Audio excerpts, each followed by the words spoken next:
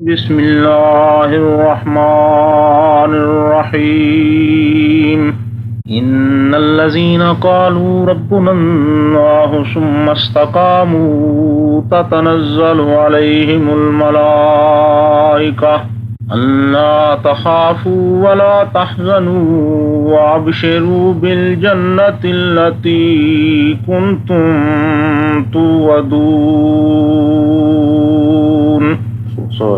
نحن أولياؤكم في الحياة الدنيا وفي الآخرة ولكم فيها ما تشتهي أنفسكم ولكم فيها ما تدعون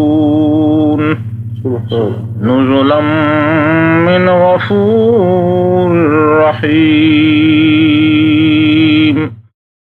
سید و سرور محمد نور جان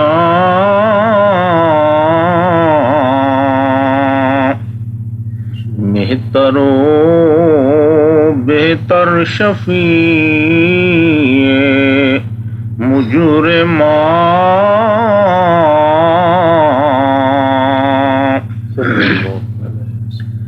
بہترین و بہترین انبیاء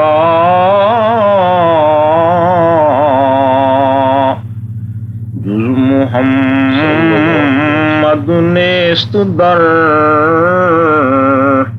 ارض و سما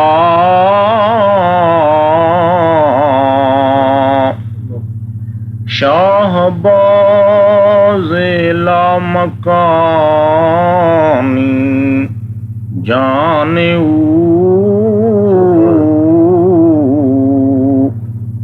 رحمت للعالمین در شان او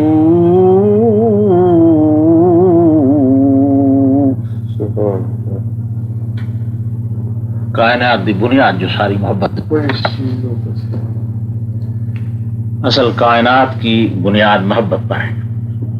آپ حضرات اہل علم ہیں، حدیث قدسی میں آتا ہے، حدیث قدسی وہ حدیث ہوتی ہے کہ جو بغیر جبریل کے واسطے کے حضور سرور عالم صلی اللہ علیہ وسلم کے ساتھ رب کائنات کی گفتگو ہوتی ہے، اسے کہتے ہیں حدیث قدسی۔ حدیث قدسی میں آتا ہے کنت کنزا مخفیا فاحببت ان اعرف فخلقت الخلق۔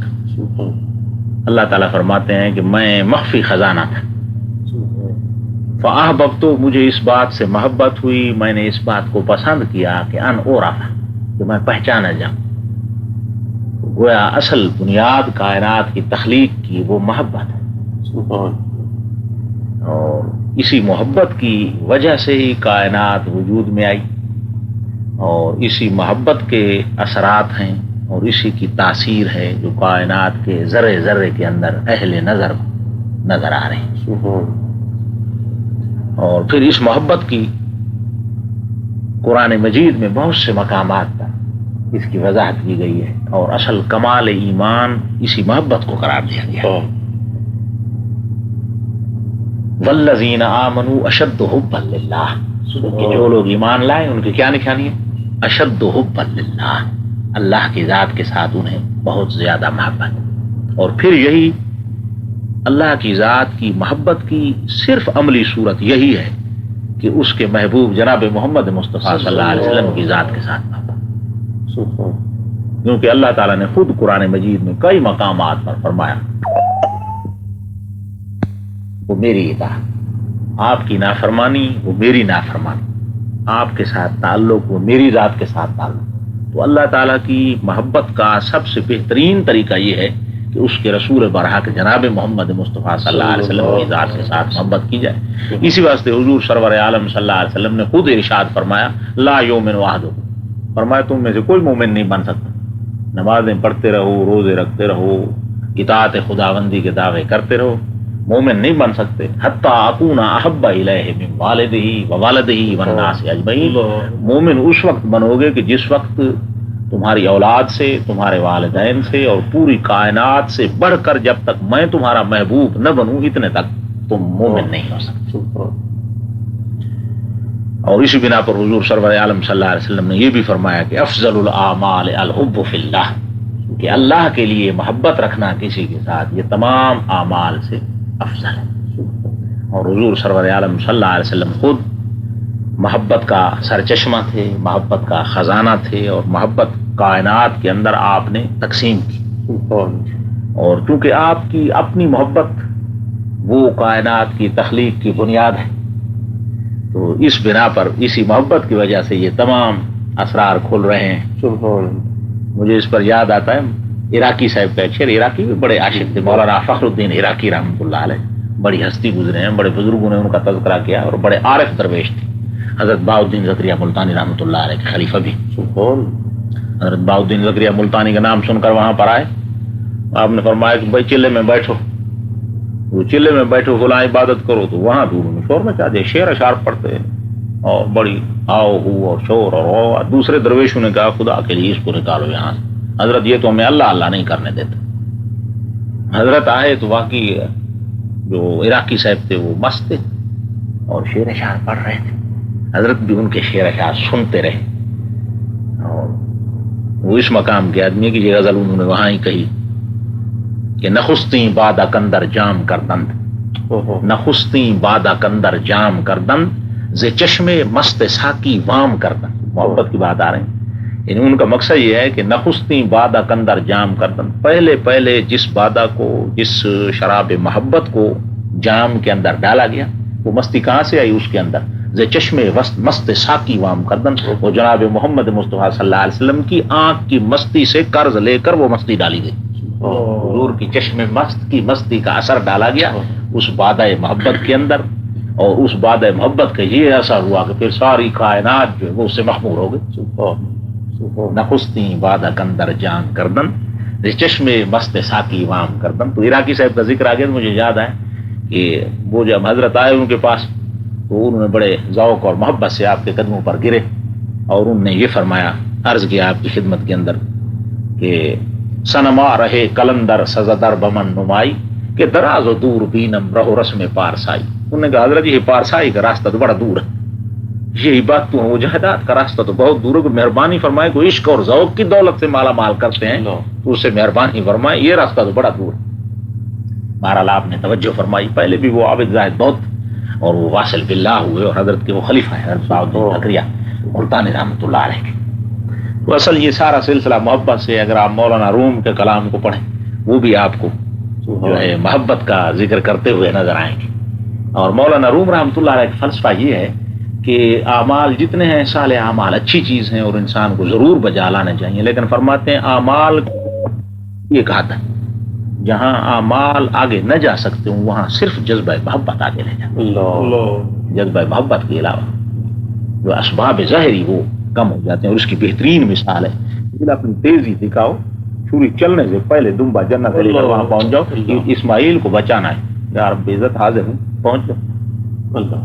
حضرت یوسف علیہ السلام گرنے لگے کنویں کے اندر، فرمایا جبریل ذرا تیزی دکھاؤ، کنویں میں پھینک رہے ہیں نیچے نہ جانے پائیں، تو پہلے پہنچ۔ کہنے لگے الہ العالمین پہنچ۔ اتنی تیزی ہے جو اتنی ملکی قوت کے مالک ہے، وہ بھی ایک ایسا مقام آیا کہ اس مقام پر حضرت جبریل نے معذرت کا اظہار کیا۔ شیخ سعدی صاحب رحمۃ اللہ علیہ اسی کو بیان فرمایا، بدو گفت سالار بیت الحرام، بدو گفت سالار بیت الحرام کہ اے حامل وحی برتر حرام۔ حضور سرور عالم نے جبریل سے فرمایا کہ اے حامل وحی اب تو کچھ آگے میرے ساتھ چلو، جو در دوستی مخلصم یافتی، جو در دوستی مخلصم یافتی، انانم ز صحبت چرا تافتی۔ تو نے دوستی کے اندر مجھے مخلص پایا ہے، میں بھی تیرا مخلص دوست ہوں، تو پھر تو میری صحبت سے کیوں منہ موڑ رہا ہے؟ میرے ساتھ چلو۔ وہ گفتہ فراتر مجالم نمان، وہ گفتہ فراتر مجالم نمان، بماندم کے نئے روئے بالم نمان، اگر یکسرے موئے برتر پرم، اگر یکسرے منہ برتر پرم فروغ تجلا بسوزت پرم فروغ تجلا بسوزت پرم. عرض کرنے لگے اے حبیب پاک صلی اللہ علیہ وسلم میری بھی ایک حد تھی، وہ حد ختم ہو گئی، میں تو اس سے آگے نہیں جا سکتا. میں تو یہاں سے آگے اگر جاتا ہوں تو جلال ذات کی وجہ سے میرے یہ پر نورانی جل کر راکھ ہو جائیں، میں تو آگے نہیں جا سکتا. تو اس مقام سے آگے کون سا جذبہ تھا، کون سی چیز؟ وہ یہی جذبہ محبت تھا. جذبہ محبت تھا. ادھر جناب رسول اکرم صلی اللہ علیہ وسلم، ادھر خالق کائنات کے اندر وہ بھی جذبہ محبت، دونوں کا اظہار. حضور سفر پر تیار ہو اور فرمایا کہ جبریل یہ جو اتنا لمبا سفر تو سمجھ رہا ہے یہ تو ہماری چہل قدمی ہوئی، ہم تو اب پر کھولیں گے. شہباز لا مکانی کی رفتار کو اب دیکھنا کہ ہم کہاں جاتے ہیں. ہم جب اڑیں گے تو پھر عرش عظیم پر جا پہنچے. اور ادھر محبت کا یہ اظہار ہوا. خالق کائنات خود فرماتا ہے ادنو منی یا حبیب ادنو منی یا حبیب. ایک وہ وقت ہے کہ موسیٰ علیہ السلام جیسے جلیل القدر پیغمبر تمنا کر رب ارنی انظر الیک، ارشاد ربانی ہوتا ہے موسیٰ لن ترا، تو ہمیں نہیں دیکھ سکتا. لیکن ادھر یہ محبت کا یہ مقام تھا، محبت کا یہ عالم تھا، قرب و میت کا یہ عالم تھا کہ حضور سرور عالم صلی اللہ علیہ وسلم کو یہ خطاب ہوتا ہے ادنو منی یا حبیب. تو چونکہ محبت ہر جگہ پر کار فرمائے، اس وجہ سے مولانا روم کو آپ دیکھیں گے تو وہ بھی یہی محبت کا ذکر فرمائے.